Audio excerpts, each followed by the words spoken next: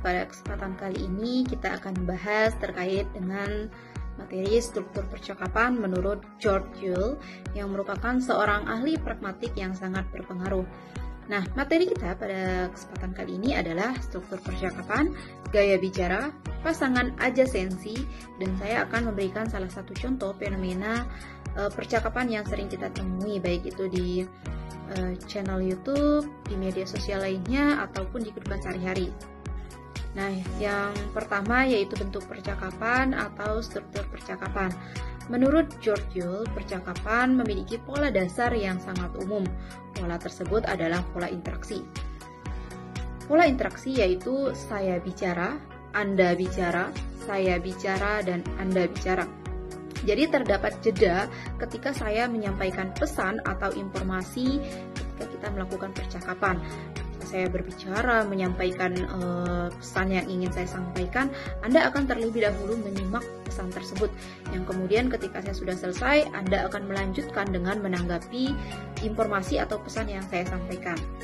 Nah, dalam struktur percakapan ini terdiri atas 3 bagian utama. Yang pertama yaitu overlaps atau tumpang tindih bicara. Nah, ini bisa juga kita sebut sebagai tumpang tindih bicara yang terjadi ketika 2 orang berbicara secara bersamaan. Biasanya hal tersebut terjadi ketika seseorang mengalami antusiasme yang tinggi atau ingin menegaskan sesuatu. Misalnya, ketika saya menyampaikan sebuah informasi dan Anda sangat tertarik dengan informasi tersebut, Anda akan menyela di tengah penyampaian informasi yang saya sampaikan. Selanjutnya yaitu ada jeda atau pause yang merupakan kesunyian dalam percakapan, bisa merupakan jeda pendek, sedang, atau bahkan panjang. Nah, jeda ini menandai pergantian giliran berbicara antar pembicara yang satu dengan pembicara yang lainnya, dan juga bisa juga sebagai tanda bahwa ada keraguan dalam menanggapi informasi dari pembicara satu oleh pembicara kedua. Selanjutnya yang terakhir yaitu ada back channel, di mana back channel itu bisa kita artikan sebagai sebuah respon kecil seperti ya, atau bahkan bisa berupa sebuah anggukan. Nah, hal itu menunjukkan bahwa pendengar tersebut aktif dalam menyimak informasi yang ingin disampaikan oleh pembicara lainnya tanpa mengambil giliran untuk berbicara penuh.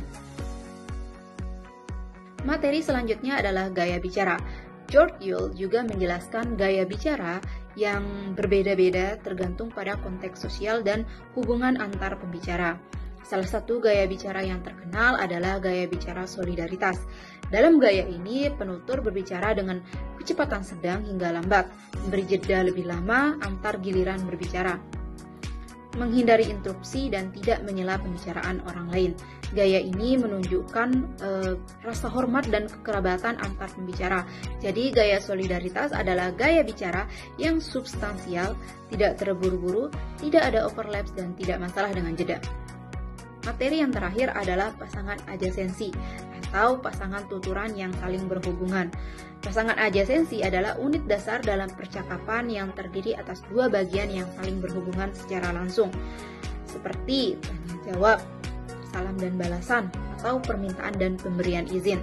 Nah, kita umumnya menemukan pasangan adjasensi yang paling sering adalah tanya jawab. Contohnya adalah apakah kamu sudah makan? Dengan dijawab sudah, terima kasih. Nah, itu dia materi mengenai struktur percakapan yang di dalamnya ada overlaps, jeda atau back channel, dan juga gaya bicara dan pasangan adjasensi. Jadi kalau menulis kan mindful kayak